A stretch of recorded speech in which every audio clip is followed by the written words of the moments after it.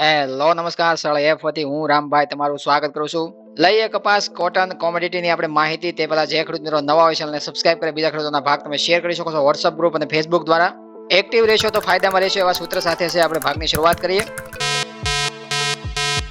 કપાસ બજારની અંદર આજના દિવસનો ભાગ છે બીજો રજૂ કરવામાં આવ્યો છે. બીજા ભાગની અંદર છે માહિતી આપણે લઈએ અલગ અલગ કપાસના ભાવની પણ ચર્ચા કરીએ. પહેલા છે સવારના ભાગમાં જે માહિતી આપી છે બાદ છે તમને દિવસ દરમિયાન છે હવે તેજીના સમાચારો વધારે પડતા જોવા મળશે અને લગભગ છે મંદી છે ભારતમાંથી આજે તો લગભગ વિદાય લઈ લેશે, કારણ કે કપાસનું બજાર થોડું નરમ જોવા મળે છે છતાં પણ છે બજારમાં ખબરો છે સારા તેજી તરફી જોવા મળશે તમને.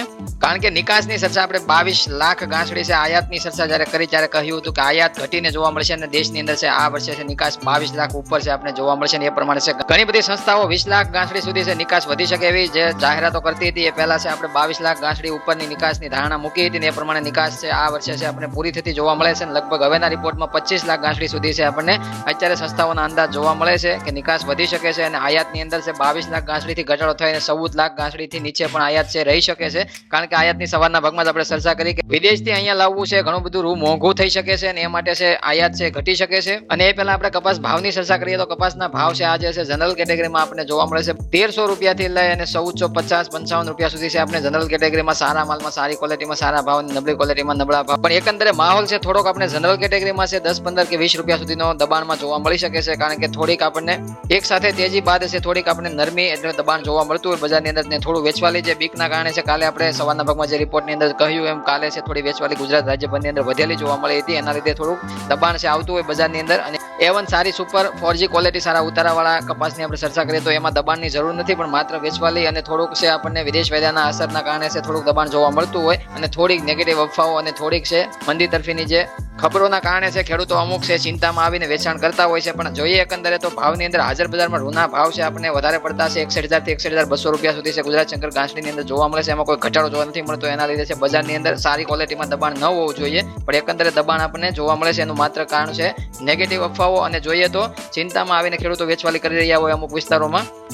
એક મણના ભાવની આપણે ચર્ચા કરીએ તો 1450 રૂપિયાથી લઈને 1600 રૂપિયા સુધીના ભાવ છે આપણે અલગ અલગ વિસ્તારો વાઇઝ છે જોવા મળી શકે છે અને 1600 ઉપર પણ આપણને અમુક વિસ્તારોમાં છે સારી ક્વોલિટીમાં એન્ટ્રીઓ આપણને જોવા મળી શકે છે. પણ એકંદરે બજારની અંદર 20-25 રૂપિયાનો દબાણ સાથે જે ભાવ આપણને જોવા મળે છે, નરમ બજાર જોવા મળે છે કપાસની, એ માત્ર ખેડૂતોની ચિંતા અને ચિંતાથી છે ખેડૂતોની થોડા અમુક વિસ્તારોમાં વેચવાલી વધી શકે છે. અને એ પ્રમાણે છે નેગેટિવ ખબરો અથવા તો મંદીની ચર્ચાઓ છે તમામ બંધ કરવા માટે છે આજના દિવસના 5 થી 6 ભાગ છે તમારી સામે કપાસના રજૂ કરવામાં આવશે. ટૂંકા ભાગ રજૂ કરવામાં આવે છે. માટે તમામ ખેડૂતો સુધી છે ન્યૂઝ પહોંચાડવા માટે ભાગને શેર અવશ્ય કરો, જેથી કરીને તમામ ખેડૂતોને ચિંતામાંથી મુક્ત કરવા માટે ગુજરાત રાજ્યભરની અંદર છે તમામ ખેડૂતોને આપણે ભાગ છે પહોંચાડવા માટે મહેનત કરીએ. અને હવે ફરી નિકાસની ચર્ચા ઉપર આવી જઈએ.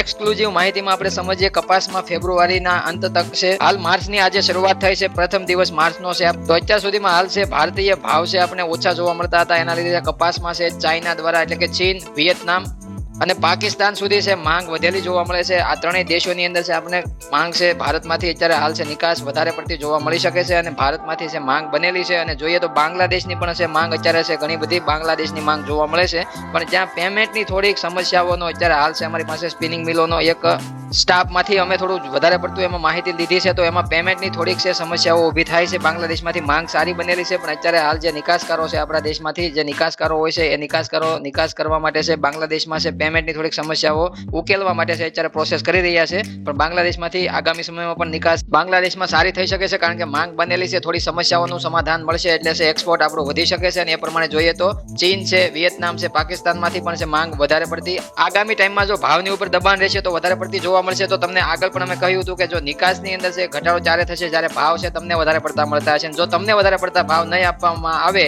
અને ભાવ નીચા દબાણમાં જોવા મળશે તો નિકાસ વધી જશે. તો બે બાજુ છે ફાયદો પાછળ લેવામાં જ તમને થશે. એ વારંવાર આપણે ચર્ચા આગળના ભાગોમાં કરેલી છે અને અત્યારે છે ફરીથી આપણને પરિવર્તન થતું જોવા મળે છે. નિકાસ 4 દેશોમાંથી છે આપણને માંગ વધેલી જોવા મળે છે. નિકાસ 4 દેશોમાં થઈ રહી છે, એ પણ આપણને અત્યારે હાલ નવા ન્યૂઝ આપણને અત્યારે હાલ જોવા મળે છે. પણ એ પહેલા છે આપણે તો અગાઉ ચર્ચા કરેલી છે કે નિકાસની અંદર વધારો થશે, 22 થી 25 લાખ ગાંસડી સુધી નિકાસ પહોંચી શકશે. આયાતની ની અંદર છે 22 લાખની ધારણા મૂકવામાં આવી છે. એમાં ઘટાડો થઈને 14 લાખ ગાંસડી સુધી આયાત માઇન્ડમેન્ટ જોવા મળશે. અને એના ઉપરથી જેમ જેમ ટાઈમ જશે એવી રીતના તમારી વેચવાલીનું પ્રમાણ છે થોડું કંટ્રોલમાં આવશે, એટલે ભાવ છે ઓટોમેટિક ધીમો ધીમો સુધારા તરફ જોવા મળશે. અને એ પ્રમાણે આપણે જોવા પણ મળે છે ભાવ છે સુધારા તરફ જોવા મળે છે. આમાં આપણને અત્યારે થોડું દબાણ અથવા કરેક્શન જોવા મળતું હોય કપાસના ભાવ ઉપર, તો એની કોઈ ચિંતા ન કરવી. ભાગ છે અવશ્ય તમામ ખેડૂતો સુધી આ શેર કરવા. તો મંદીની અફવાઓનું જે માઇન્ડમાં ભૂસું ગળેલું હોય આપણે બહાર કાઢી શકીએ અને વધારે માહિતી સારો નિર્ણય લેવામાં એને મદદ કરે એ માટે છે મહેનત કરવામાં આવતી હોય છે. હવે તમામ ખેડૂતોને શેર કરવા ભાગ. હું રામભાઈ અત્યારે ભાગની અંદરથી રજા લઉં છું અને મળીએ ભાગ 3 ની અંદર. જય જવાન, જય કિસાન, જય ભારત, જય ઠાકર.